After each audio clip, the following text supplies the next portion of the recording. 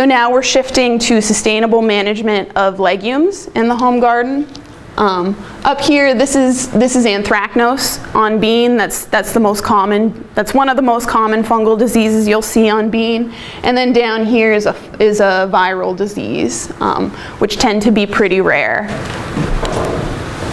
Here's our integrated pest management pyramid again. There's a test at the end, and so you all are going to have to draw this.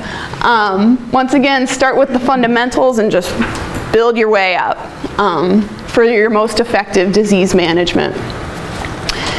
Early season fungicide treated seed is really important. The legume crops are pretty susceptible to damping off. Part of that is because peas can be sown pretty early. They have a little bit of frost tolerance, and they generally favor cooler weather. Beans, though, should be sown after the last frost is passed. What's important about this is that the soils have warmed a bit before the bean seed is planted, because those cool, wet soils really benefit the Pythium pathogen, as well as Rhizoctonia. 2 root rots are shown here. Pythium is down here, and you can see there's really hardly any root system at all on those bean plants. And then up here, Rhizoctonia will cause these dark brown lesions on the otherwise white roots of bean plants. So those are 2 really common root rots of bean. Resistant varieties are important. There's widespread resistance available to anthracnose and bean rust. Some of the other diseases there isn't much resistance bred in. Root rots are common, but they can be avoided with some of these fungicide dusting treatments.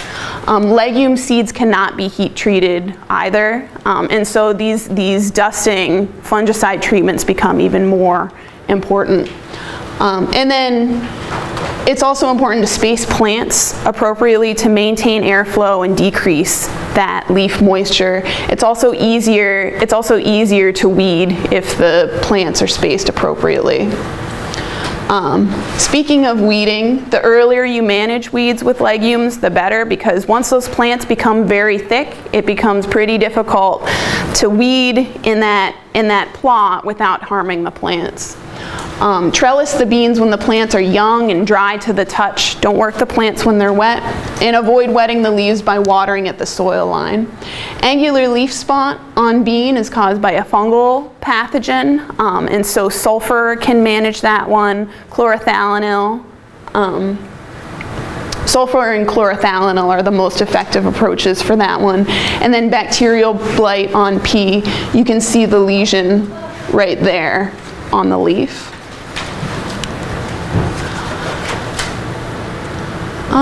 Here's the focus on this slide is really this: choosing the right chemical for the right disease. And so this can be applied not only to legume crops, but also more broadly to other crops in the vegetable garden.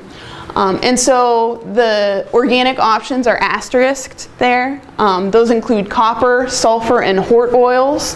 Copper is effective on bacterial diseases.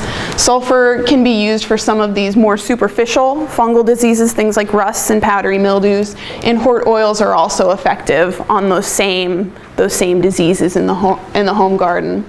Other options we've got are chlorothalonil and mancozeb. Those are just generally effective on fungal leaf spots. It's important to pay attention to the label, though, to be sure that these products are labeled for the crops they're being applied to. And so I can't emphasize that enough, that you all should be emphasizing that to your home gardeners, that they really need to read the label, because truly the label is the law. And then phosphorus acid is the only really systemic type product we have, and that can be fairly effective on the downy mildews, Phytophthora, oomycete induced diseases.